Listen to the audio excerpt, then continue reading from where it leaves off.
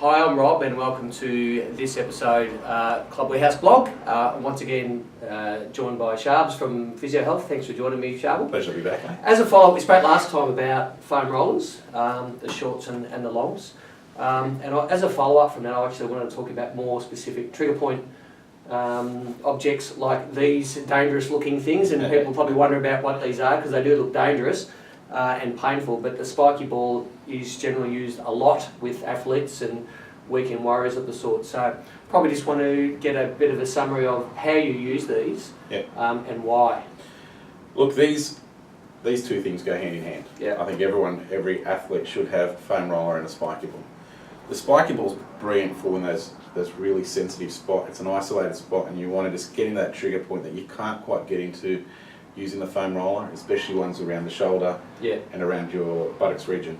I think anyone who's a triathlete, a footballer, those sports that really require power and strength in your glutes, you tend to overload that area, and the spiky ball is really great at finding those trigger points. This one I tend to get a bit more aggressive with this, so I like to push the boundaries because it is getting those trigger points, so it's not so much bruising the muscle, but we're isolating the trigger points, just sitting on it and waiting for it to release. Especially in the buttocks region, when you're on that trigger point, you can feel the muscle twitching. It's almost like you're bouncing on the ball. And you're using, of course, your own weight on them as well, which is a good thing. That's right. So you're in control of how much pressure you're putting on. Personally, I like to get into it. I often use it in the clinic when I'm a bit sore. But for some people, it's not quite the thing. And you control your body weight, so you put the pressure that you can tolerate on it. So other than your back and glutes and ITs, and is there other specific parts of your body that you can recommend using it on? Yeah, I often tend to use it on my shins for people who have shin splints. You can use it on the front part of your legs. What about plantar fascia? Plantar fascia, it's brilliant. Absolutely brilliant. You're sort of massaging there. I tend to find people with real bad plantar fasciitis.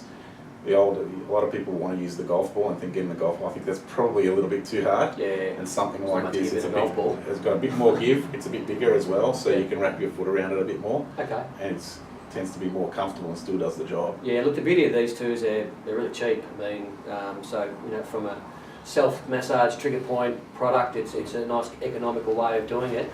The obvious, the colours, is it just a fashion thing, or is there different strengths in the colours of these? It's just a fashion thing. Just a fashion thing? Choose your colour. The Aussie colours? I'm personally a blue person. No, that's terrific. Alright, that's great. Look, and the other thing with this, like the small foam rollers, take them wherever you go. Yeah, really easy to You go to an event, you take it with you, you can use it whilst you're just sitting there. Yeah, no, that's brilliant.